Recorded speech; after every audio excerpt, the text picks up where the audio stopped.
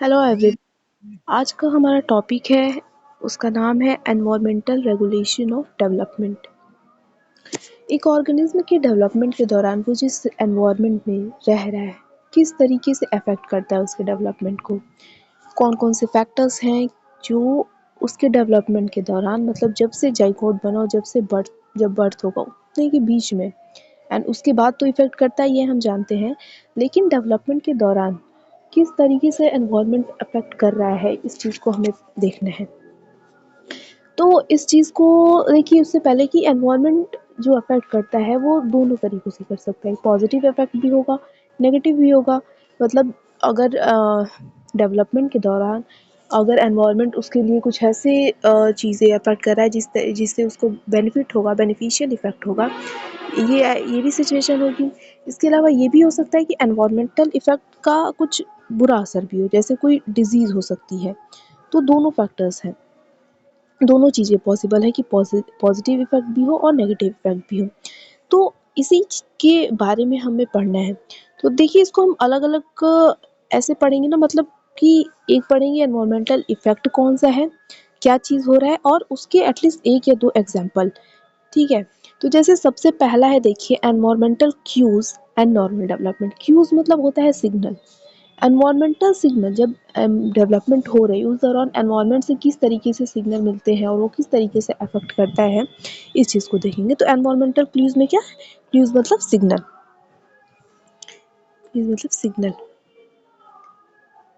तो इसमें हम पढ़ेंगे ना larva development, sorry larva settlement का। तो ये जो ऑर्गेनिज्म होते हैं कई सारे जिनका फ्री लिविंग लार्वा होते हैं, मतलब पानी में रहते हैं, वो फ्री स्विमिंग लार्वा होता है, मतलब वो तैरते रहते हैं। होता क्या है कि उनको जब तक एक सेटल नहीं होंगे, मतलब जो लार्वा तैर रहा है, ठीक है, जब तक वो सेटल नहीं होगा, एक जगह रुकेगा नहीं, तब तक उनमें मेटामॉर्फोसिस नहीं होती है। मेटामॉर्फोसिस मतलब हमने पढ़ा था कि इनडायरेक्ट डेवलपमेंट में लार्वा स्टेज आती है, उसके बाद लार्वा धीरे धीरे अडल्ट में चेंज होता है। तो कई ऑर्गेनिज्म के क्या होते हैं ना कि उनका जो लार्वा होता है वो फ्री स्विमिंग होता है, वो पानी में तैरता रहता है। लेकिन जब तक वो सेटल नहीं होगा, एक जगह रुकेगा नहीं, तब तक वो मेटामॉर्फोसिस नहीं कर पाएगा, मतलब वो एडल्ट में चेंज नहीं हो पाएगा। तो ऐसे ऑर्गेनिज्म को सेटलमेंट होने के लिए, एक जगह रुकने के लिए क्या होता है, कुछ फिजिकल कॉन्टैक्ट की ज़रूरत होती है। इस लार्वा सेटलमेंट का सबसे बढ़िया एग्जाम्पल है रेड एबेलॉन मोलस्क है, मोलस्का फाइलम का एक मेंबर है, ठीक है, हेलियोटिस रिफेसेंस। तो इसमें होता क्या है ना कि इसके लार्वा सेटलमेंट में क्या होता है, इसका लार्वा जो होता है वो पानी में आराम से फ्री स्विमिंग करता रहता है। लेकिन फिर क्या होता है, जब इसको ये सेटल तभी होगा, रुकेगा तभी, जब ये फिजिकली कांटेक्ट में आएगा एक रेड एल्गी के, कोरलिन रेड एल्गी। मतलब वो कांटेक्ट थोड़ा सा भी हो, छोटा सा भी कांटेक्ट हो, थोड़ा सा भी टच हो, तो वो रुक जाएगा। और जैसे ही वो रुकता है, फिर वो क्या करने लगता है, सेटल होता है और मेटामॉर्फोसिस करता है, मतलब लार्वा क्या करता है, लार्वा अडल्ट में चेंज होता है। जैसे मतलब क्या कि ये है पानी, ज़्यादा ही बना देते हैं, ये है पानी और ये है लार्वा। ये लार्वा क्या कर रहा है, मान लीजिए लार्वा स्विम कर रहा है, ठीक है। अब ये लार्वा क्या है ना कि ऐसे ही घूमता रह जाएगा, घूमता ही रहेगा हरदम। लेकिन जैसे ही ये एक रेड एल्गी है यहाँ पे ना, इसके कांटेक्ट में आता है, मान लीजिए घूमते घूमते ये लार्वा यहाँ पे आ गया, ठीक है, यहाँ पे आ गया। तो जैसे ही ये इसके कांटेक्ट में आता है रेड एल्गी के, थोड़ा सा भी कांटेक्ट है चलेगा, तभी ये रुक जाएगा, ठीक है, सेटल डाउन होगा, और फिर ये इसके अंदर मोल्डिंग वगैरह होगी और ये बाद में अडल्ट बन जाएगा। तो मतलब ये देख रहे हैं इसका किस तरीके से प्रभाव पड़ रहा है। ये पानी के एनवायरनमेंट में रह रहा है, लार्वा है, फिर स्विमिंग कर रहा है आराम से, लेकिन इसको डेवलपमेंट को बढ़ाने के लिए ये जिंदगी भर फ्री स्विमिंग ही करता रह जाए, कुछ करेगा नहीं। जब तभी रेड एल्गी से जब भी इसका कांटेक्ट होगा, तो ये क्या कर जाएगा, सेटल डाउन होगा, मतलब रुकेगा और मेटामॉर्फोसिस फर्दर होगी और डेवलपमेंट होगा। तो कहने का क्या मतलब कि जब इसको रेड एल्गी मिलेगी तभी बोलेगी भाई कि तुम दिन भर ऐसे घूमते मत रहो, अब तुमको थोड़ा करियर वरियर के बारे में सोचो, घूमना फिरना बंद करो। तो रेड एल्गी क्या करेगी, इसको बताएगी। तो एक्चुअली क्या है कि जब हम देखते हैं एनवायरमेंटल क्यूज यहाँ पे सिग्नल क्या है, सिग्नल इसको रेड एल्गी कोई सिग्नल दे रही है। पानी उसका एनवायरनमेंट है और रेड एल्गी इसको क्या कर रही है, कुछ सिग्नल दे रही है उसको एनवायरनमेंट में कि भाई तू रुक जा, अब सेटल कर और मेटामॉर्फोसिस कर। तो क्या होगा, वो उसको डेवलपमेंट को इफेक्ट कर रही है। भाई यहाँ पे तो एकदम मतलब पूरा का पूरा उसका डेवलपमेंट पे ही असर हो रहा है। जब उससे फिजिकली थोड़ा भी टच नहीं होगा तो वो मेटामॉर्फोसिस होगी ही नहीं। और ये होता क्यों है, मतलब ऐसा कौन सा केमिकल कंपाउंड है उस रेड एल्गी के पास या फिर इसके पास लार्वा के पास कि वो तभी मेटामॉर्फोसिस कर पा रहा है। तो उस केमिकल कंपाउंड के बारे में अभी नहीं पता चला कि वो क्या चीज़ है, लेकिन एक रिसेप्टर मिला है, एल्गल रिसेप्टर मिला है, ठीक है, उसी की वजह से ये होता है। तो जिस लार्वा में ये रिसेप्टर नहीं होता है ना, तो उनके अंदर तो मेटामॉर्फोसिस होती ही नहीं है भाई। जिस लार्वा में होता है और वो रेड एल्गी से कांटेक्ट में आते हैं तभी मेटामॉर्फोसिस होती है। तो ये इसका एग्जांपल हमारा एनवायरमेंटल क्यूज में हमारा एग्जांपल आएगा। सबसे पहला बात करें लार्वा सेटलमेंट की, ठीक है। तो आई होप ये समझ में आया हो कि क्या होता है फर्दर यहाँ पे, मतलब जब भी उसके कांटेक्ट में अगर डालेगी के कांटेक्ट में तभी मेटामॉर्फोसिस होगी। तो देखिए यही सारी चीज़ यहाँ पे लिखी है, जैसे यहाँ पे है कि the inclusion of environmental cues into normal development occur during the settling of marine larva. जो मरीन लार्वा होते हैं, मरीन जो ऑर्गेनिज्म, एक्वेटिक ऑर्गेनिज्म, तो उनके लार्वा के सेटलमेंट में क्या देखा जाता है, एनवायरमेंटल क्यूज का मतलब हम यहाँ पे देख सकते हैं। These cues may not be constant but they need to be part of environment it if further development is to occur. ये जो क्यूज हैं, ये सिग्नल है, जैसे यहाँ पे रेड एल्गी का टच सिग्नल है, तो ये ज़रूरी नहीं है कि उसके पूरा डेवलपमेंट में कांस्टेंट ही रहे, लेकिन अगर डेवलपमेंट आगे करना है, लार्वा से उसको अडल्ट बनना है, तब तो होना ही चाहिए, वो रेड एल्गी का कॉन्टेक्ट उसको मिलना ही चाहिए। A free-swimming larva often needs to settle near a source of food or an firm substrate on which it can metamorphose। जो फ्री स्विमिंग लार्वा होता है उसको क्या होता है, फूड सोर्स चाहिए होता है, जहाँ पे उसको फूड सोर्स मिलेगा बढ़िया अच्छा खासा, वो वहीं पे सेटल डाउन हो जाएगा। कोई सबस्ट्रेट चाहिए उसको चिपकने के लिए, वहाँ पे बैठ जाएगा और फिर मेटामॉर्फोज करेगा। तो ये वाला जो एनवायरमेंटल क्यूज का सबसे बढ़िया एग्जांपल किसमें हम देख सकते हैं, लार्वा सेटलमेंट देख सकते हैं, किसमें, मोलस्कन के लार्वा में। तो ऑर्गेनिज्म में हमारा क्या, रेड एबेलॉन हेलियोटिस फ्यूफिसेंस। इसमें होता क्या है, इट्स लार्वा, इसका जो लार्वा होता है रेड एबेलॉन का, only settle down when they physically contact coralline red algae. ये तभी सेटल डाउन करते हैं, बस इनकी एक ही शर्त है, सेटल डाउन तभी करेंगे, मेटामॉर्फोसिस तभी करेंगे जब फिजिकली कांटेक्ट, मतलब थोड़ा सा भी ब्रीफ टच भी होगा रेड एल्गी से तो ये कर लेंगे। A brief contact is all that is required for the competent larva to stop swimming and begin metamorphosis. मतलब एक छोटा सा कांटेक्ट, थोड़ा सा भी बस रेड एल्गी से कांटेक्ट करा दो उसका भाई, उसके बाद वो मेटामॉर्फोसिस करने लगेगा। The chemical agent responsible for this change has not yet been isolated. अभी वो केमिकल जो एजेंट है जो ये काम करवा रहा है, ये नहीं पता चला है क्या है, but a receptor that recognizes an algal peptide induces metamorphosis in competent larva. लेकिन रिसेप्टर के बारे में पता चल गया। अब रिसेप्टर मतलब वो क्यों उसको पता चल गया कि यही कोरलिन रेड एल्गी है, अब इससे कांटेक्ट करना है और हमको मेटामॉर्फोसिस करना है, मतलब कुछ रिसेप्टर है उसके पास, लार्वा के पास, उसको पता चल जाता है। Larva that is not competent to बिंग metamorphosis does not appear to have this receptor. और जिस लार्वा के पास रिसेप्टर नहीं होता, या जो लार्वा क्या करता है, वो मेटामॉर्फोसिस नहीं कर पाता है, जिंदगी भर लार्वा ही रह जाता है, तो क्या होता है, उनके अंदर ये रिसेप्टर होता ही नहीं है, एल्गल पेप्टाइड वाला रिसेप्टर नहीं होता है। The receptor is thought to be linked to a G protein similar to those found in vertebrates and the activation of a G protein may be necessary for inducing larva settlement and metamorphosis. और ये जो receptor है, algal receptor जो larva की body में मिल रहा है, तो वो वर्टिब्रेट्स में पाए जाने वाले जी प्रोटीन की तरह ही होता है। और ऐसा जाता है, ऐसा माना जा रहा है अभी कि जो लार्वा सेटलमेंट के लिए ये जी प्रोटीन का एक्टिवेशन होना बहुत ही ज़रूरी होता है, ठीक है। तो ये हमने पहला बात किया एनवायरमेंटल रेगुलेशन में, किसका, लार्वा सेटलमेंट का, कि लार्वा सेटलमेंट के दौरान हमें क्या, एक यहाँ पे एग्जांपल हम ले रहे हैं मोलस्क के लार्वा का, हेलियोटिस रूफेसेंस का, तो रेड एल्गी का कांटेक्ट जरूरी है, ठीक है, ये पहला। दूसरा क्या है, ब्लड मील्स। ब्लड मील मतलब भोजन, ब्लड मतलब हमारा ब्लड।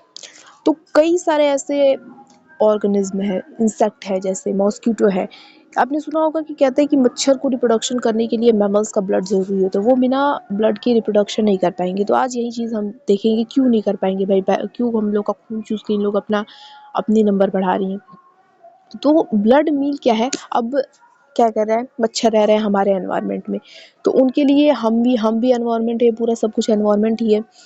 तो क्या होता है ना कि मच्छर फीमेल मॉस्किटोज बाइट करती हैं, तो जब तक वो मैमल्स का ब्लड सक नहीं करेंगी, उनकी बॉडी में मैमल्स का ब्लड नहीं जाएगा, तब तक उनके अंदर विटेलोजेनिन योक प्रोटीन जो है वो बन नहीं पाता है, मतलब एग नहीं बन पाता है, विटोलोजेनेसिस की प्रोसेस नहीं हो पाती, यॉक है, ये एग है, वो बन ही नहीं पाता है जब तक वो क्या करेंगी, ब्लड नहीं मैमल्स का सक करेंगी।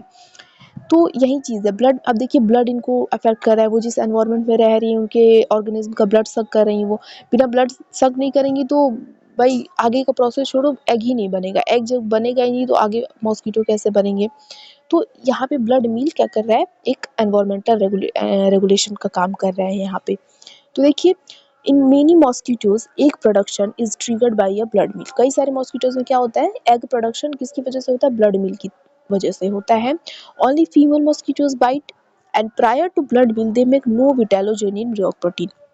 जो फीमेल मस्कीटोज होती हैं वो बाइट करती हैं, और एक्चुअली क्या करते, उनके अंदर क्या होती है, विटालोजेनिन होती है, जो यॉर्क प्रोटीन होती है, वो बन ही नहीं पाती जब तक उनकी बॉडी में ब्लड जाएगा नहीं। अब होता क्यों, कैसे ब्लड जाता है, तो क्या काम करता है उनके अंदर, ये देखिए कि क्या होता है ना कि अब मैमल्स का ब्लड सक करेंगे, मानिए ह्यूमन का ब्लड सक किया, तो ब्लड में डाइजेस्टेड फूड होते हैं, तो किसी मच्छर ने क्या किया, मच्छरी ने क्या किया, ठीक है, फीमेल मस्कीटो ने क्या किया, ब्लड सक किया। अब वो ब्लड क्या करता है ना, जो ब्लड में डाइजेस्टेड प्रोडक्ट है, हमने जो भी भोजन किया वो डाइजेस्टेड, उसमें चीज़ें होती हैं वो जाती हैं। तो ये जो डाइजेस्टेड प्रोडक्ट होता है वो मॉस्किटो की बॉडी में जाता है और उसके ब्रेन को स्टिमुलेट करता है कि वो एक हार्मोन रिलीज करे, ठीक है, एक हार्मोन रिलीज करे जिसका नाम होता है egg development neurosecretory hormone, short में ईडीएनएच कहते हैं, या इसका एक और नाम होता है क्या, ओवेरियन इग्डियोस्टेरॉइडोजेनिक हार्मोन, ठीक है। क्या होता है कि मैमल्स के ब्लड के अंदर डाइजेस्टेड फूड है, किसी के ब्लड के अंदर डाइजेस्टेड फूड होगा, जैसे ही मॉस्किटोज उस ब्लड को सक करती हैं, वो ब्लड के अंदर जो डाइजेस्टेड फूड है उस मॉस्किटो को ब्रेन को जाके क्या करता है, स्टिमुलेट करता है, ताकि वो एक हार्मोन रिलीज करे, क्या, एग डेवलपमेंट न्यूरोसेक्रेटरी हार्मोन। अब जब ये हार्मोन रिलीज हो जाता है ना, तब ये हार्मोन सिक्रीट करता है ओवरी को कि वो एग्डियोस्टेरॉइड्स बनाए, जो उनको क्या करेगी, जो बॉडी के फैट सेल्स हैं उनको क्या करेगी, इंस्ट्रक्ट करेगी अब विटेलोजेनिन की प्रोसेस करने के लिए, यॉर्क बनाने की, एग बनाने की प्रोसेस करने के लिए। तो क्या हो रहा है यहाँ पे, तो जब एग बनेगा, फर्टिलाइजेशन होगी और नए सब मच्छर बन जाएंगे। तो यहाँ पे ब्लड मिल कैसे रेगुलेट कर रहा है, जब तक उनको ब्लड मिलेगा ही नहीं, वो ब्लड सक नहीं कर पाएंगी, तो क्या होगा, एग प्रोडक्शन नहीं होगा। तो यहाँ पे ब्लड मिल जो है एक एनवायरमेंटल रेगुलेशन की तरह काम कर रहा है। ये यही प्रोसेस समझ में आया ना कि ये मॉस्किटो है, ठीक है। अब इसने क्या किया, इसने ब्लड सक कर लिया, ब्लड सक कर लिया, तो ये ब्लड जाता है इसके ब्रेन में, ठीक है, इसके ब्रेन में जाएगा, ब्रेन को स्टिमुलेट करता है, ब्लड के जो डाइजेस्टेड प्रोडक्ट्स हैं, ठीक है, ब्लड के डाइजेस्टिव प्रोडक्ट इसके ब्रेन में जाके स्टिमुलेट करते हैं कि एग डेवलपमेंट न्यूरोसेक्रेटरी हार्मोन ये रिलीज करे। जब egg development neurosecretory hormone release हो जाता है तो ये ओवरी को स्टिमुलेट करता है, और ओवरी क्या करती है, बॉडी के फैट सेल्स को स्टिमुलेट करती है कि अब विटेलोजेनिन की प्रोसेस शुरू करनी है। तो यही ओवरऑल प्रोसेस होता है यहाँ पे। तो देखिए यहाँ पे लिखा है कि यहाँ पे एक स्पीशीज की ली गई है एग्जांपल, एडिस एगैप्टाई की। तो इसमें क्या होता है, जो डाइजेस्टेड प्रोडक्ट होता है ब्लड मील का, स्टिमुलेट करता है कि इसको ब्रेन को टू सिक्रीट एक डेवलपमेंट न्यूरोसेक्रेटरी हार्मोन, जिसका दूसरा नाम ओवेरियन इग्डियोस्टेरॉइडजेनिक हार्मोन है। अब ये जो हार्मोन है ईडीएनएच, ये क्या करता है, स्टिमुलेट करता है ओवरी को कि ये क्या बनाए, एग्डियोस्टेरॉइड्स बनाए, जो बॉडी के फैट सेल को इंस्ट्रक्ट करता है कि वो विटेलोजेनिन की प्रोसेस करें oocyte के लिए। और विटेलोजेनिन क्या होता है, क्रिटिकल होता है, बहुत ही जरूरी होता है डेवलपमेंट के लिए। Thus without the blood meal there is no vitellogenin and no eggs. तो इसीलिए मॉस्किटो की बॉडी में बिना ब्लड मिल के कोई विटेलोजेनिन की प्रोसेस नहीं होगी, एग नहीं बन पाएगा। तो आई होप आज ये वाला बात क्लियर हो गया हो कि क्यों क्यों कहते हैं कि मॉस्किटो में जब तक ह्यूमन का ब्लड, मैमल्स का ब्लड सक नहीं करेंगी तो रिप्रोडक्शन नहीं होगा, ठीक है। तो प्रोसेस भी हमने देख लिया, कॉज भी। तो ये ब्लड मिल्क का एग्जाम्पल। अब ब्लड मिल्क का एक और एग्जाम्पल है सब बग्स के अंदर। तो बग्स के अंदर भी क्या होती है, जो ब्लड सकिंग बग्स होती हैं, जो ब्लड सक करती हैं, उसका एक एग्जाम्पल लिया गया है रोडिनस प्रोलिक्सस। इसमें जो अडल्ट फीमेल्स होती है ना, जितनी बार वो ब्लड सक करेंगी तब वो एक मतलब एक पूरा एग्स का बैच क्या करेंगी, वो प्रोड्यूस करेंगी। जो ब्लड सकिंग बग्स है जैसे रोडिनस है, ये क्या करती है, जब ब्लड सक करती है तो इसके अंदर ये जो ब्लड है वो दो फंक्शन परफॉर्म करता है। ब्लड के अंदर अमीनो एसिड होगा, ठीक है, प्रोटीन होगा। अब हम भोजन करते हैं, प्रोटीन लेते हैं, तो वो फिर क्या हो जाए, ब्लड में डाइजेस्टेड होता है तो अमीनो एसिड के फॉर्म में जाएगा। तो ये जैसे ही रोडिनस प्रॉक्सिलस ने ब्लड सक किया, तो ब्लड में डाइजेस्टेड फूड था, अमीनो एसिड था। तो ये अमीनो एसिड क्या करता है, ये इसके अंदर विटेलोजेनिन की सिंथेसिस करवाता है। विटेलोजेनिन की सिंथेसिस होगी मतलब एग बनेगा। और क्या करवाता है, एब्डोमेन की थोड़ी स्ट्रेचिंग करवा देता है, थोड़ा उसको बड़ा कर देता है। और इसकी वजह से क्या होता है, एंडोक्राइन सिस्टम से ज्यूलाइन हार्मोन जो होता है वो कॉर्पोरा एलेटा से होता है, सिक्रीट होता है। अब ये जो ज्यूलाइन हार्मोन होता है ये विटेलोजेनिन सिंथेसिस करवाता है, बढ़ाता है उसको। और फैट की जो बॉडी सेल्स है, फैट बॉडी सेल्स हैं, उनको भी स्टिमुलेट करता है कि वे विटेलोजेनिन की प्रोसेस को बढ़ाएं। ठीक है, इसमें ये काम होता है। तो यही चीज़ लिखी है जैसे यहाँ पे कि जो अडल्ट फीमेल्स होती हैं रॉडीनस प्रोक्सिलस की, प्रोड्यूस करती हैं a new batch of eggs each time they drink milk, milk बोल रही हूँ, ब्लड। ठीक है, जितनी बार वो ब्लड सक करती हैं तो एक नया पूरा बैच ऑफ एग्स वो प्रोड्यूस करती हैं। और ये जो ब्लड मिल है सर्व्स टू फंक्शंस, इसकी बॉडी में दो फंक्शन परफॉर्म करता है। Blood proteins from the mammalian host supply the amino acid needed for the vitellogenin synthesis. तो जो अमीनो एसिड्स होते हैं इसकी बॉडी में विटेलोजेनिन सिंथेसिस के लिए ज़रूरी होती है तो मिल जाते हैं। और दूसरा क्या करती है, physical stretching of the abdomen by blood initiates the endocrine stimuli that activate juvenile hormone secretion by the corpora allata. और जो पहला क्या करती है कि अमीनो एसिड ज़रूरी होती है विटेलोजेनिन सिंथेसिस के लिए तो वो काम करती हैं। और दूसरा क्या करती है, फिजिकल स्ट्रेचिंग कर देती है, एब्डोमेन को थोड़ा स्ट्रेच कर देती हैं, जिसकी वजह से जो एंडोक्राइन स्टिमुलाई है वो एक्टिवेट हो जाता है जुवेनाइल हार्मोन सिक्रीशन करने के लिए, जो होता है कॉर्पोरा एलेटा से। अब ज्यूलाइन hormone stimulate vitellogenin synthesis in the ovary and fat body cells. और फिर ज्यूलाइन हार्मोन जब एक्टिवेट हो जाता है तो ये विटेलोजेनिन सिंथेसिस को स्टिमुलेट करता है ओवरी में और फैट बॉडी सेल्स में। फिर क्या होता है, यहाँ पे एक पॉइंट है कि more over a single large blood mill induces the moult. ये जो रोडिनस प्रोक्सिलस है, जब बहुत ज़्यादा मात्रा में ब्लड सक कर लेता है तो मोल्टिंग होती है। इसका मोल्टिंग मतलब समझ रहे हैं ना कि लार्वल स्टेज के बाद नेक्स्ट लार्वल स्टेज, फिर नेक्स्ट लार्वल स्टेज आएगी, फिर अगर प्यूपल स्टेज है तो वो होती है, फिर अडल्ट बनती है, तो अलग अलग मोल्टिंग होती है। तो if this bug takes many small meals it will survive but it will not moult और ग्रो। तो अगर ये जो बग है रोडिनस प्रोक्सिलस, ये छोट कम कम मात्रा में ब्लड सक कर रही है तो ये जिंदा तो रहेगी, मतलब काम चल जाएगा उसका, लेकिन ये मोल्ट नहीं कर पाएगी, नेक्स्ट स्टेज में नहीं जा पाएगी ये। It in these instances mammals provide the environmental cues for part of the insect development। अब यहाँ पे देखिए इन दोनों में, मॉस्किटोज में और ब्लड सकिंग बग्स में, यहाँ पे क्या कर रहे हैं मैमल्स जो है वो एक इन्वायरमेंटल क्यूज की तरह काम कर रहे हैं यहाँ पे। अब भाई जो जहाँ पे रह रहा है उसका तो वही एनवायरनमेंट है, ठीक है। तो इन बग्स के लिए, इन मॉस्किटोज के लिए जो मैमल्स का ब्लड है वो उनके लिए एनवायरमेंटल क्यूज का काम कर रहा है, वो उनको सिग्नल दे रहा है, ब्लड है जो उनको सिग्नल दे रहा है इनकी बॉडी में जाके कि तुम्हें अब विटेलोजेनिन बनाना है, एग प्रोडक्शन करना है, दोनों में केस में। तो यहाँ पे क्या कर रहा है, मैमल्स है, और मैमल्स में भी स्पेसिफिक क्या, मैमल्स का ब्लड जो है उनको क्या कर रहा है कि सिग्नल दे रहा है, क्यू दे रहा है कि वो विटेलोजेनिन की प्रोसेस करे, एग प्रोडक्शन करे। ठीक है, तो अभी हमने एनवायरमेंटल रेगुलेशन में कि एनवायरमेंट किस तरीके से रेगुलेट करती है डेवलपमेंट को, दो चीज़ें देखी, एक लार्वा सेटलमेंट के बारे में देखा अभी हमने, और ब्लड मिल्क के बारे में देखा। अब थर्ड चीज़ क्या है, डेवलपमेंट सिम्बायोसिस। सिम्बायोसिस मतलब क्या, जब दो ऑर्गेनिज्म साथ में रहते हैं, अगर बेसिकली हम बात करें तो एक दूसरे को प्रॉफिट पहुंचाए, या फिर अलग अलग रिलेशनशिप होते हैं जो इकोलॉजी में हम पढ़ते हैं। तो सिम्बायोसिस का यहाँ पे मतलब हम देखेंगे क्या, कि दो ऑर्गेनिज्म जब साथ में रहते हैं।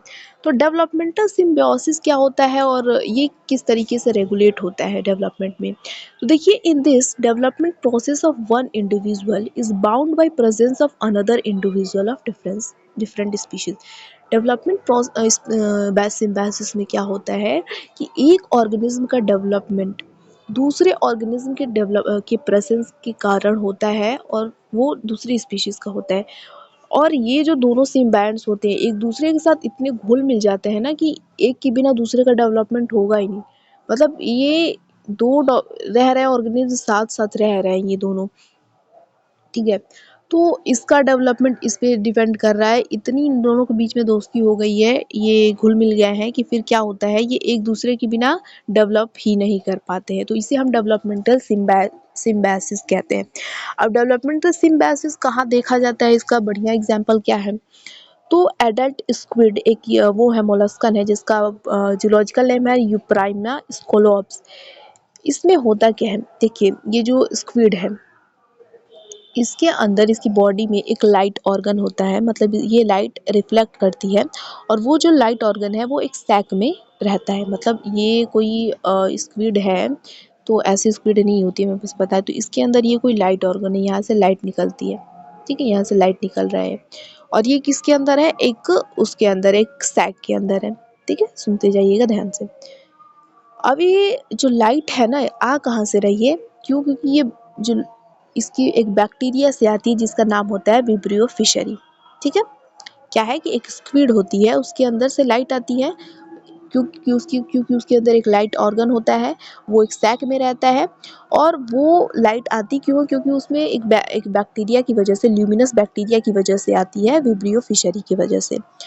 अब होता क्या है, ये एडल्ट स्क्विड है, ये जब वो रहता है ना, जुवेनाइल स्टेज में रहता है, ये अभी अडल्ट नहीं बना रहता है, मैच्योर नहीं हुआ रहता है, तो उसके अंदर ये नहीं होता है। कैसे आता है, ये सी वाटर में रहता है, तो मोलस्कन्स में एक प्रॉपर्टी होती है, उनकी बॉडी ऑर्गन में एक मेंटल कैविटी होती है, तो ये बैक्टीरिया सी वाटर के थ्रू उनकी मेंटल कैविटी में जाती है, और वहाँ से एपिथेलियल सेल्स को रिप्लेस करके वहीं पे अटैच हो जाती है, और इस तरीके से वो क्या करती है, उसकी बॉडी में ल्यूमिनस है उसको एक इफेक्ट देती है, लाइट इफेक्ट देती है, ठीक है। तो इसमें क्या है, अब देखिए जिस सी वाटर की थ्रू मेंटल कैविटी के थ्रू गई उसकी बॉडी में ये बैक्टीरिया, तो उसको एक, अब एक उसकी एक कह सकते हैं कि आइडेंटिटी बन गई है वो जो है स्क्विड की, क्योंकि वो लाइट दे रहा है। तो यहाँ पे जो बैक्टीरिया है वो वहाँ वहाँ पे एक एनवायरमेंटल रेगुलेशन के तौर पे काम करेगी, रेगुलेट सी वाटर के थ्रू गई वहाँ पर। एंड देखिए यहाँ पे कि the adult squid Euprymna scolopes is equipped with a light organ, एक लाइट ऑर्गन होती है इसके पास, composed of sacs containing the luminous bacteria Vibrio fischeri. Luminous bacteria का क्या नाम है, विब्रियो फिशरी है, और ये एक सैक में स्क्विड के अंदर रहती है। The juvenile squid does however does not contain these light emitting symbionts. जो जुवेनाइल स्क्विड होती है, मतलब जो अभी मैच्योर नहीं हुई रहती है, उसके अंदर ये लाइट इमिटिंग जो सिम्बायोन्ट्स है, जो बैक्टीरिया है, वो नहीं होती है। Nor does it have a structure to house them, और इसके अंदर कोई सैक भी नहीं रहता है जिसके अंदर ये बैक्टीरिया रहे। Rather the squid acquires the bacteria from the sea water pumped through its mantle cavity. तो ये जो स्क्विड होती है, इसके अंदर बैक्टीरिया कैसे जाती है, इसके मेंटल कैविटी से जाती है। सी वाटर में बैक्टीरिया है, और मेंटल कैविटी इनकी ऊपर एक ऑर्गन है इनका मोलस्कन्स में, तो उसके थ्रू जाती है। The bacteria bind to a ciliated epithelium that extend into this cavity. अब बैक्टीरिया जो पानी के थ्रू मेंटल कैविटी में गई, ठीक है, जाने के बाद वहाँ पे क्या करती है, वो सीलिएटेड एपिथेलियम से बाइंड हो जाती है, वहाँ से सरफेस पे क्या करेगी, चिपक जाएगी। The bacteria induce the apoptotic death of these epithelial cells, their replacement by a non-ciliated epithelium। अब ये बैक्टीरिया गई और किस पे, सिलिएटेड एपिथेलियम पे, मतलब सीलिया है उस एपिथेलियम पे, उस पे बाइंड कर गए। बाइंड करने के बाद ये क्या करती है, अब उसको मारने लगती है, एपोप्टोटिक डेथ करने लगती है, वो जो एपिथेलियल सेल्स है उनको डेथ करने लगती है, और वो रिप्लेस हो जाता है नॉन सिलिएटेड एपिथेलियम से, मतलब अब सीलिया नहीं है, बस एपिथेलियम की लेयर है। And the differentiation of the surrounding epithelium cells in storage sacs of the bacteria। और यही वहाँ पे सिलिएटेड नॉन सिलिएटेड एपिथेलियम बना के वहाँ पे अब रहने लग जाती है, और अपना खुद का एक ऑर्गन, मतलब एक सैक बना लेती है, और ऐसे ही ये दोनों एक दूसरे के साथ रहते हैं, स्क्विड और बैक्टीरिया, ठीक है। तो ये एक एग्जांपल आता है हमारा डेवलपमेंट सिम्बायोसिस का। डेवलपमेंटल सिम्बायोसिस का और जो बढ़िया तरीके से हम कह सकते हैं देखने को मिलता है किस चीज़ में, लीफ हॉपर है हमारी एक, यूस्कैलिस इंसिसस, ठीक है। इसमें क्या होता है, सिम्बायोसिस मतलब एक दूसरे किस क्या कह रहे हैं, डिपेंड है, डिपेंड करने का मतलब एक दूसरे का डेवलपमेंट अफेक्ट कर रहे हैं, दोनों रेगुलेट कर रहे हैं। तो इसमें देखिए, इसमें बहुत क्या कहते हैं कि जहाँ जैसे यहाँ पे लिखा है कि an even tighter link between morphogenesis and symbiosis is exemplified by the leaf hopper Euscelis इनकी, मतलब एक बहुत ही बढ़िया एग्जांपल देखने को मिलता है कि किसी की मॉर्फोजेनेसिस और सिम्बायोसिस को कितने हम अच्छे से देख सकते हैं। तो होता क्या है ना, ये जो लीफ हॉपर है, तो इसकी इसमें सिम्बायोसिस देखा जाता है इसकी एग में। ये जो लीफ हॉपर है, इसकी एग के साइटोप्लाज्म में क्या होता है कि सिम्बायोटिक बैक्टीरिया पाई जाती हैं, और ये जो बैक्टीरिया इनको जनरेशन आफ्टर जनरेशन पास होती रहती हैं। टन मतलब क्या होता है कि लीफ हॉपर जो है, तो लीफ हॉपर के एग में, इसकी एग के साइटोप्लाज्म में, बैग में साइटोप्लाज्म तो होगा, उसके साइटोप्लाज्म में बैक्टीरिया पाई जाती हैं, और ये बैक्टीरिया जनरेशन टू जनरेशन इनको पास होती रहती हैं। अब होता क्या है ना, ये बैक्टीरिया इतनी मतलब वो हो गई हैं, आदी हो गई हैं इनकी, कि ये बिना इनके साइटोप्लाज्म के, एग के बिना ये क्या करेंगी, मल्टीप्लाई नहीं करती, उसको उन्हीं के साइटोप्लाज्म में मल्टीप्लाई करता है, ठीक है। और जो होस्ट है, मतलब जो लीफ हॉपर है, वो भी एकदम आदी हो चुका है इसका, कि ये अपनी एम्ब्रियोजेनेसिस मतलब अपनी डेवलपमेंट इस बैक्टीरिया के बिना पूरा नहीं कर पाता। जैसे हमने पढ़ा अभी पहले लाइन में कि दोनों इतने इंटीग्रेट हो जाते हैं एक दूसरे में कि भाई एक दूसरे के बिना अब इनको रहना ही नहीं है, ठीक है। तो क्या होता है, जैसे ये ये लीफ हॉपर है, और ये लीफ हॉपर की एग है, और ये लीफ हॉपर की एग में एग का ये साइटोप्लाज्म है, और इस साइटोप्लाज्म में क्या है, बैक्टीरिया है। तो ये जो बैक्टीरिया है, ये भी इतनी इंटीग्रेट हो चुकी है, घुल मिल गई है इससे, कि इसी लीफ हॉपर के एग में ही सिर्फ मल्टीप्लाई करेगी, ठीक है। और ये लीफ हॉपर भी इतना मतलब वो इंटीग्रेट हो चुका है इससे, कि ये भी अपनी एम्ब्रियोजेनेसिस मतलब अपनी डेवलपमेंट इस बैक्टीरिया के बिना पूरी ही नहीं कर पाता है। होता क्या है कि अगर सर्जिकली इस बैक्टीरिया को निकाल दिया जाए, मतलब कोई एंटीबायोटिक डाल के या कुछ भी करके इस लीफ हॉपर की बॉडी से निकाल दिया जाए, तो इसके अंदर गट फॉर्मेशन ही नहीं होती है, गट है वो बनता ही नहीं है। तो मतलब ये माना जाए कि ये बैक्टीरिया क्या है, इसके गट फॉर्मेशन के लिए बहुत ही ज़रूरी है। तो देखिए यहाँ पे मतलब डेवलपमेंटल सिम्बायोसिस का कितना बढ़िया एग्जांपल दिया गया है, कि दोनों एक दूसरे से इतने डिपेंडेंट हैं कि एक दूसरे को डेवलपमेंट को इस तरीके से अफेक्ट कर रहे हैं, कि ये सिर्फ इसी की एग में जो बैक्टीरिया है, सिर्फ इस लीफ हॉपर के एग में ही मल्टीप्लाई करेगी, मतलब वो अपना डेवलपमेंट करेगी। और ये जो लीफ हॉपर है, लीफ हॉपर की भी एम्ब्रियोजेनेसिस पूरी नहीं होगी जब आप इस बैक्टीरिया को निकाल दें। ये बैक्टीरिया जब नहीं होता है तो गट फॉर्मेशन नहीं होती है। तो यही सारी चीज़ें यहाँ पे लिखी गई हैं। जैसे हमने कहा ना कि सिम्बायोटिक बैक्टीरिया पाई जाती हैं और एक साइटोप्लाज्म में होती हैं, और जनरेशन टू जनरेशन ये पास होती रहती हैं।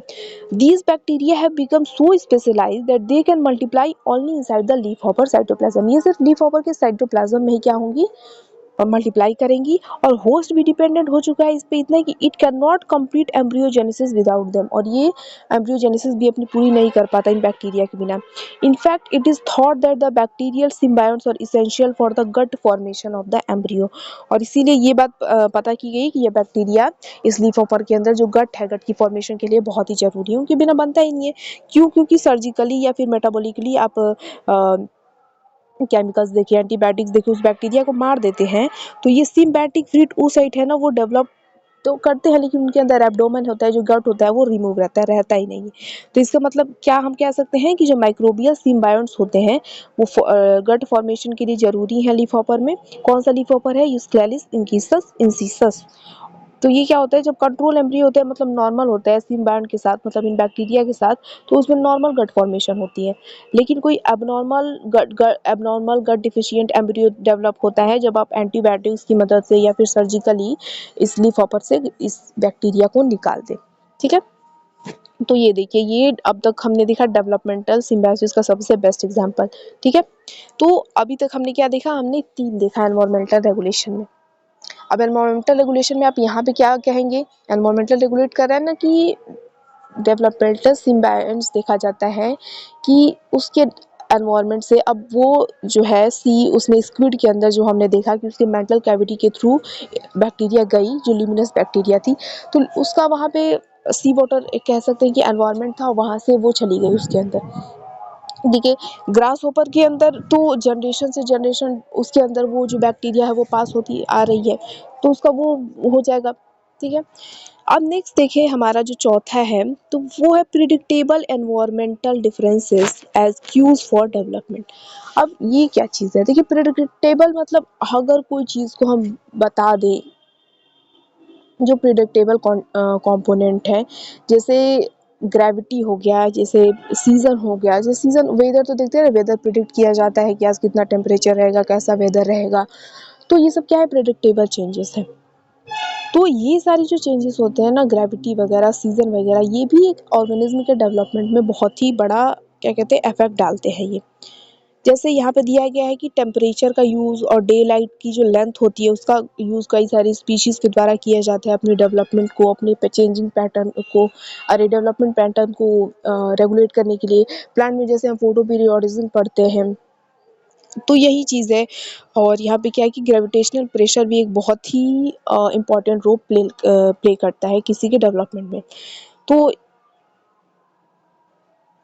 तो इसी में अंदर ये 5 नहीं होगा, यहाँ पे इसी के अंदर है ये।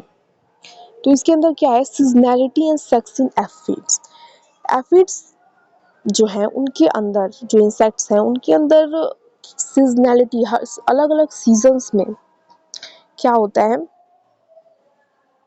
अलग अलग सीजन में होने की वजह से इनके अंदर क्या डेवलपमेंट पैटर्न होता है ये देखते हैं हम। तो जो several aphids species have fascinating life cycle where an egg hatched in spring gives rise to several generation of parthenogenetically asexually reproducing females। क्या होता है ना कि एफिड्स जो हैं, इंसेक्ट्स हैं ये, तो इनमें अगर स्प्रिंग में अगर एग हैच होता है तो वहाँ पे एसेक्सुअली रिप्रोडक्सिंग फीमेल्स पैदा होती है, मतलब ऐसी फीमेल्स जो एसेक्सुअली रिप्रोड्यूस करेंगी ये पैदा होती है, ठीक। ऑटम में अगर हैच होता है तो वहाँ पे ऐसी फीमेल्स पैदा होती हैं जो आगे चलकर एग और मतलब मेल और फीमेल दोनों बनाएंगे, वो भी सेक्सुअली रिप्रोडक्शन, और ये आपस में फिर क्या करेंगे, रिप्रोड्यूस करेंगे, और ये क्या करते हैं, सर्वाइव भी करते हैं। वहीं जब विंटर में एग हैच किया जाता है तो ये एसेक्सुअल फीमेल्स को प्रोड्यूस करते हैं। तो मतलब आप देख रहे हैं कि इतनी वेरिएबिलिटी आ रही है सिर्फ किसकी वजह से, सीजन चेंज होने की वजह से। स्प्रिंग में जब एग हैच हो रहा है तो एसेक्सुअल फीमेल्स पैदा हो रही है, मतलब एसेक्सुअली रिप्रोडक्टिव फीमेल्स पैदा हो रही हैं। ऑटम में जब हो रहा है, हैचिंग हो रही है, तो इस सेक्सुअली रिप्रोडक्शन मेल और फीमेल पैदा हो रहे हैं, और वहीं फिर जब ओवर विंटरिंग मतलब विंटर में हो रहा है तो कैसी हो रही है, एसेक्सुअल फीमेल्स हो रही है। तो देखिए यहाँ पे सीजन का कितना बड़ा असर पड़ रहा है कि पूरा जेंडर ही चेंज हो जा रहा है। तो यहाँ पे एनवायरमेंटल क्लूज जो सिग्नल है वो क्या है, सीजन है जो रेगुलेट कर रहा है डेवलपमेंट को, कि कौन सा सेक्स डिटरमाइन कर रहे हैं। नेक्स्ट चीज आती है डायापॉज। डायापॉज मतलब एक इनएक्टिविटी, एक डोरमेंसी का पीरियड है जहाँ पे ऑर्गेनिज्म क्या होता है, वहाँ पे डेवलप नहीं करता है, तो वो डायापॉज है। तो डायापॉज में क्या होता है, इस चीज़ को जो ऑर्गेनिज्म है, इंसेक्ट वगैरह है, वो यूज़ करते हैं किस लिए, किसी हार्श क्लाइमेट में खुद को बचाने के लिए। मान लीजिए कोई वो है, एग है या लार्वल स्टेज में है अपनी, ठीक है, लार्वल स्टेज में है, तो नेक्स्ट अगर उसको फॉर एग्जांपल मान लीजिए पीपल स्टेज में जाना है, लेकिन कंडीशन बहुत ही हार्श है, अनफेवरेबल है, मान लीजिए बहुत ही ज़्यादा ठंड की चल रही है, अभी तो बात करें, तो वो क्या सोचेगा कि, वो तो क्या ही सोचेगा, मतलब कि इतनी ठंड है, अगर वो नेक्स्ट स्टेज में जाएगा तो हो सकता है वो सर्वाइव ना कर पाए, तो उतने देर के लिए वो डायापॉज में चला जाता है, वो इनएक्टिविटी स्टेज में चला जाता है, और जब फेवरेबल कंडीशंस आती हैं तब वो क्या करता है, वो डेवलप करता है। तो यहाँ पे डायापोज में ये चीज़ें होती हैं। तो ये diapause is a suspension of development occurs at embryonic, larval और adult depending on insect species। तो ये डायापोज एम्ब्रियोनिक स्टेज में भी हो सकता है, लार्वल स्टेज में भी हो सकता है, एडल्ट स्टेजेस में भी हो सकता है, वो इंसेक्ट की स्पीशीज पे डिपेंड करता है, मतलब अलग अलग स्पीशीज में अलग अलग टाइम पीरियड पे डायापोज देखा जाता है। Diapause is facultative, occurs when normal environment is not available for development। कहा ना कि डायापोज एक फैकल्टेटिव है, जब नॉर्मल कंडीशंस नहीं है तो ये क्या होता है, ग्रोथ के लिए, डेवलपमेंट के लिए, तो उस टाइप पे इंसेक्ट अपनाते हैं डायापोज को। In temperate zone insects diapause is induced by photoperiods enables them survive in winter harsh condition. जो टेम्परेट जोन के इंसेक्ट है वो क्या करते हैं, उनके अंदर डायापोज होता है फोटो पीरियड्स के दौरान, मतलब कितनी डे लेंथ की लाइट है, और उनको मदद करता है विंटर की हार्श कंडीशंस को, हार्श कंडीशन में सरवाइव करने से। फिर सिल्क वॉर्म जो मोथ बॉम्बिक्स मोराई होती है, over winters as an embryo. तो जो सिल्क वॉर्म मोथेबॉम्बक्स मोराई वो विंटर को एक एम्ब्रियो की तरह पास करता है, मतलब एम्ब्रियो स्टेज में ही रहता है, और डायापोज में एंटर करता है जस्ट बिफोर सेगमेंटेशन। सेगमेंटेशन होने से मतलब बॉडी सेगमेंट में डिवाइड होती है ना, हेड, थोरैक्स, एब्डोमेन, तो सेगमेंटेशन से पहले, जस्ट पहले ही क्या होता है, ये डायापोज में एंटर करता है, और जब इसको फेवरेबल कंडीशंस मिलती है तो ये क्या कर देता है, अपनी बॉडी को मतलब फिर से डेवलपमेंट स्टार्ट कर देता है। नेक्स्ट है कि gypsy moth Lymantria dispar initiates diapause as a fully formed larva hatches after diapause end. और जो जिप्सी मॉथ है लेमेंशिया डिस्पर, ये डायापोज को कब इनिशिएट करती है, शुरू करती है, जब ये फुल्ली डेवलप्ड लार्वा हो जाती है, और क्या करते हैं, हैचेस आफ्टर डायापोज एंड। जब डायापोज खत्म हो जाता है, इसका फेवरेबल कंडीशंस आती हैं, तो ये हैच कर देता है। तो ये चीज़ हुई डायापोज के बारे में। अब ग्रेविटी और प्रेशर किस तरीके से असर डालते हैं, किसी की डेवलपमेंट पे असर अफेक्ट करते हैं, तो ग्रेविटी और प्रेशर भी क्रिटिकल रोल प्ले करते हैं फ्रॉग और चिक की एक्सिस डेवलपमेंट में।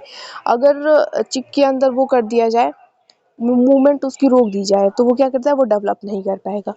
तो यहाँ पे एग्जांपल दिया गया है फिबुलर क्रस्ट का। फिबुलर क्रस्ट क्या करती है, ये टिबिया को फिबुला से कनेक्ट करती है, जो बोन है उसको कनेक्ट करती है।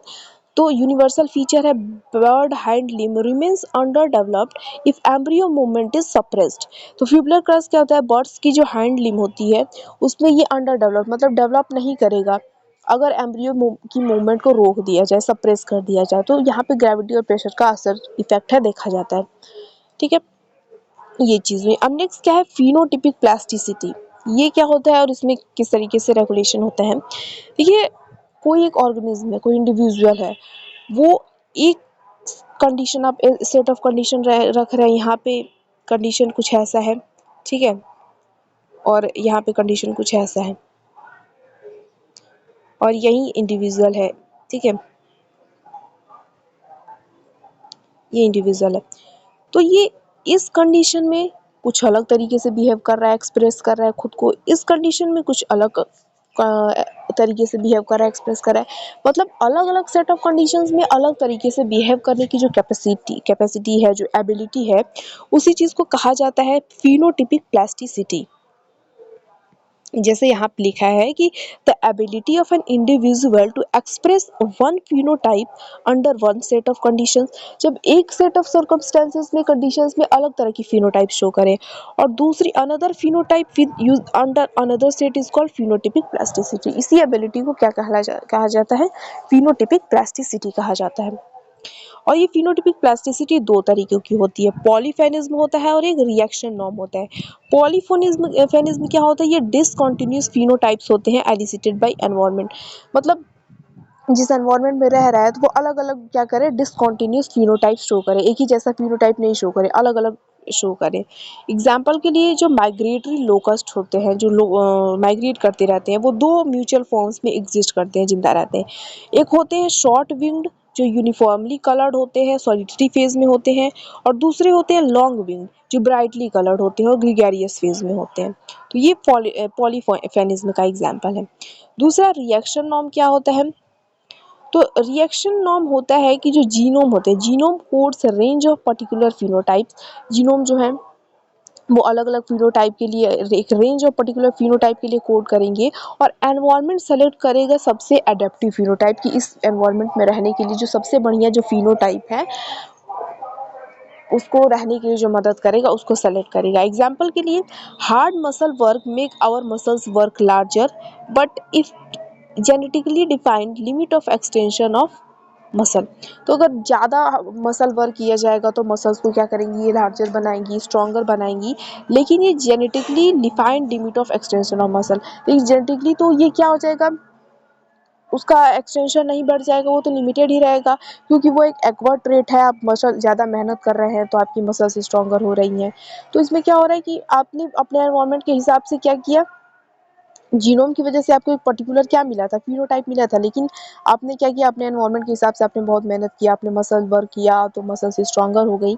तो ये चीज़ क्या हुआ, आपने एनवायरनमेंट के हिसाब से, और एनवायरनमेंट ने आपको उस हिसाब से चूज़ किया, लेकिन ये एक defined limit of extension of milk, genetically वो नहीं होगा। अब वो ज़रूरी थोड़ा है कि उस पर्सन के बच्चे में भी बहुत मसल्स स्ट्रॉन्गर हो जाए, वो तो उसकी मेहनत पे डिपेंड करता है।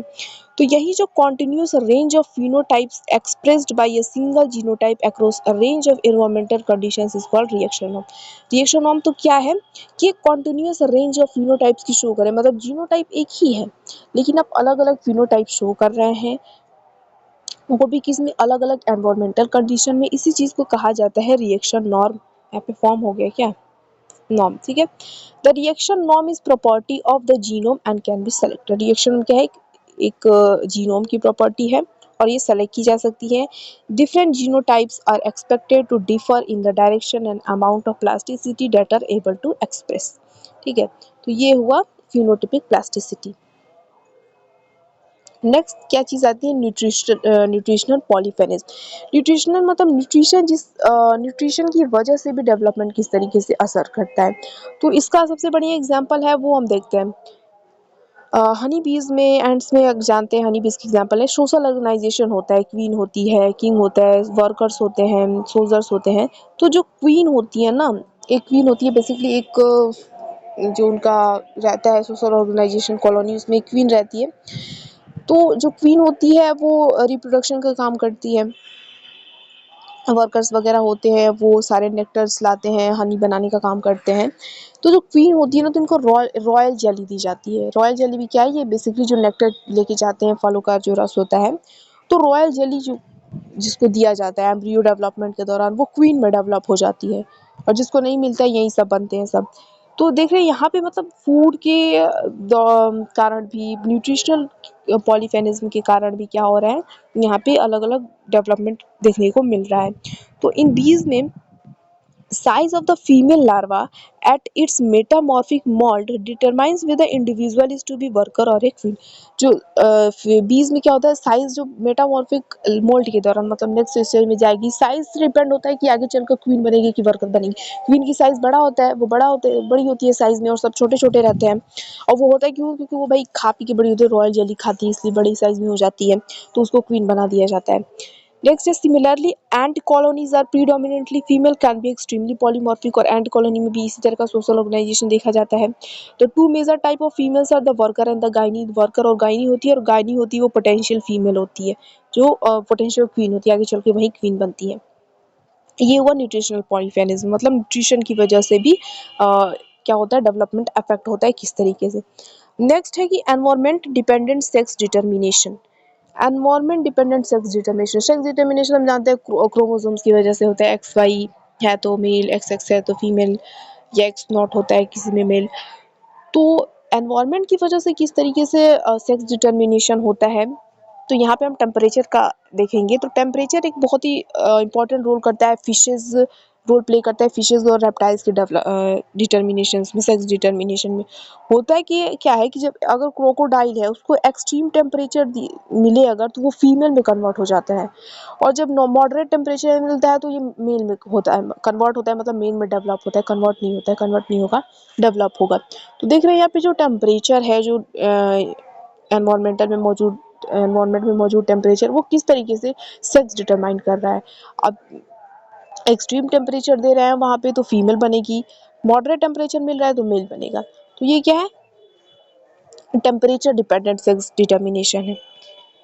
नेक्स्ट है प्रीडेटर इंड्यूस्ड पॉलीफेनिज्म। प्रीडेटर इंड्यूस्ड पॉलीफेनिज्म क्या है कि देखिए, प्रे और प्रीडेटर दो चीज होता है, ठीक है, शिकार और शिकारी। तो ये टाइगर है, ये हिरन है। टाइगर क्या है,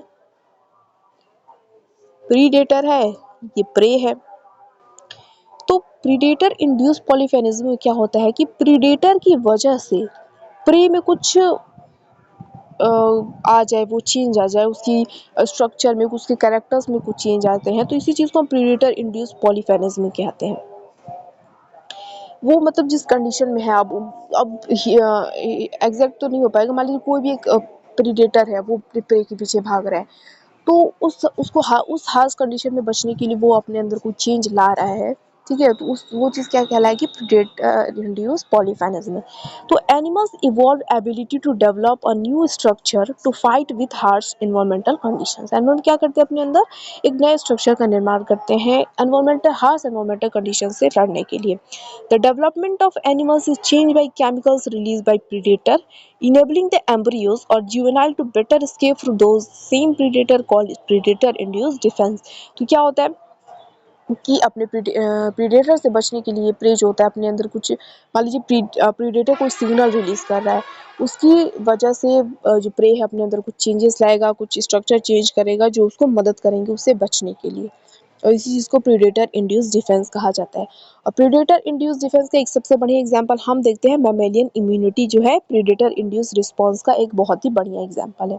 तो यहाँ पे वही लिखा है कि मैमेलियन इंड्यूस इम्यूनिटी, हमारे अंदर हमारी जो इम्यून सिस्टम है, तो वो क्या करती है, हमारे अंदर जो पैथोजेंस अटैक करते हैं, बैक्टीरिया है, कोई भी वायरस है इन्फेक्ट करते हैं, वो भी तो एक तरीके से हमारे लिए प्रीडेटर का ही काम कर रहे हैं, बीमार करेंगे हमें, ठीक है, हमारी बॉडी में आते हैं। तो उनसे लड़ने के लिए हमारी बॉडी में क्या है, मैमल्स की बॉडी में, हम ह्यूमंस की बात करें तो क्या है, इम्यून सिस्टम है। तो यहाँ पे देखिए, उस प्रीडेटर से बचने के लिए बॉडी ने क्या कर लिया है, इम्यून सिस्टम डेवलप किया है उससे बचने के लिए। तो ये क्या हुआ, प्रीडेटर इंड्यूस्ड पॉलीफेनिज्म या डिफेंस, ठीक है, प्रीडेटर से बचने के लिए अपने अंदर उसने क्या किया। तो यहाँ पे देखिए, the basic for the human immune response summarise in the 5 major postulate of the clonal selection. तो यहाँ पे वो चीज़ लिखी। तो अभी हम क्या बात कर रहे थे कि प्रीडेटर से बचने के लिए हमारी बॉडी ने इम्यूनिटी है, इम्यून सिस्टम है। तो उसी बात का जो इम्यून रिस्पॉन्स है, उस चीज़ को क्लोनल सिलेक्शन हाइपोथेसिस में 5 पॉइंट से समझाया गया है, उसी पॉइंट को यहाँ पे लिखा गया है। तो पहला पॉइंट है कि ईच बी लिम्फोसाइट, जो बी सेल होती है, can make only one type of antibody. जो हर बी लिम्फोसाइट है, बी सेल है, वो सिर्फ क्या बनाती है, सिर्फ एक ही टाइप की एंटीबॉडी बनाती है, और वो किसी एक टाइप के, एक शेप के एंटीजन के लिए ही स्पेसिफिक होती है, एंटीबॉडी स्पेसिफिक होते हैं, ये हम जानते हैं। दूसरा पॉइंट क्या कहा गया है कि each B cell places the antibodies it make on its cell membrane with the specificity bearing side outward. तो क्या होता है, ये पहली बात ये कही गई कि हर जो बी सेल होती है वो सिर्फ एक तरह की ही एंटीबॉडी बनाती है, जो किसी एक स्पेसिफिक तरह के ही एंटीजन के लिए स्पेसिफिक होती है। दूसरा पॉइंट ये कहा गया कि जो वो बी सेल एंटीबॉडी बनाती है वो अपने प्लाज्मा मेम्ब्रेन पे रखती है, और जो स्पेसिफिक जो बाइंडिंग साइट है उसको बाहर रखती है, तभी तो एंटीजन आके उस पर चिपकेगा। मतलब ये प्लाज्मा मेम्ब्रेन की वो है, बी सेल की प्लाज्मा मेम्ब्रेन है, तो ये इस बी सेल पे अपना क्या रखेगी, एंटीबॉडी जो उसने बनाया वो रखेगी, और बाइंडिंग साइट बाहर की तरह एक्सटेंड कर देगी। तो ये दूसरा पॉइंट कहा गया। तीसरा पॉइंट क्या कहा गया कि antigens are presented usually by macrophages, मतलब मैक्रोफेजेस जो है एंटीजन को प्रेजेंट करते हैं to the antibodies on the B cell membrane. Fourth point ये कहा गया क्लोनल सिलेक्शन हाइपोथेसिस में, only those B cells that bind to antigen can complete their development into antibody secreting plasma cells. Only those, सिर्फ वही B sales क्या करेंगी, antigen से bind करेंगी और अपने डेवलपमेंट को कंप्लीट करेंगी, जो उस पर चिपकेगा भाई, बाइंड करेगा तभी। These B cells divide repeatedly, produce an extensive rough ER endoplasmic reticulum and synthesize enormous amount of antibody molecule. These antibody are secreted in the blood. ये हम जानते हैं कि जो एंटीबॉडीज प्रोड्यूस करती हैं ब्लड में सिक्रीट करती हैं, अगर कोई पैथोजन आता है तो उसे बाइंड कर लेती है और ख़त्म कर देती है उनको।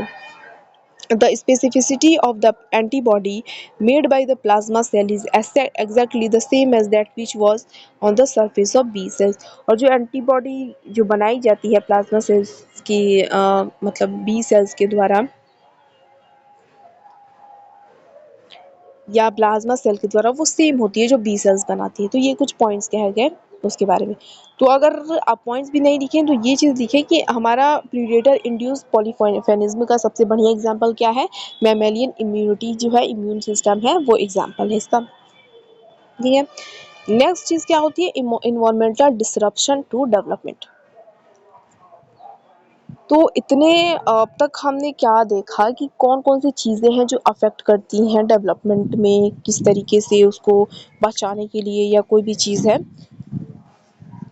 क्या क्या अलग अलग फैक्टर्स है। लार्वा सेटिंग देखा हमने, ब्लड मिल देखा कि उसकी डेवलपमेंट को किस तरीके ये सारी चीज़ें अफेक्ट करती हैं। अब क्या है कि एनवायरमेंटल डिसरप्शन क्या है, तो देखिए एनवायरनमेंट की वजह से बीमारियां भी तो होती हैं बहुत सारी। तो वो चीज़ भी लिखा है कि about one half two third of human conception survive to top.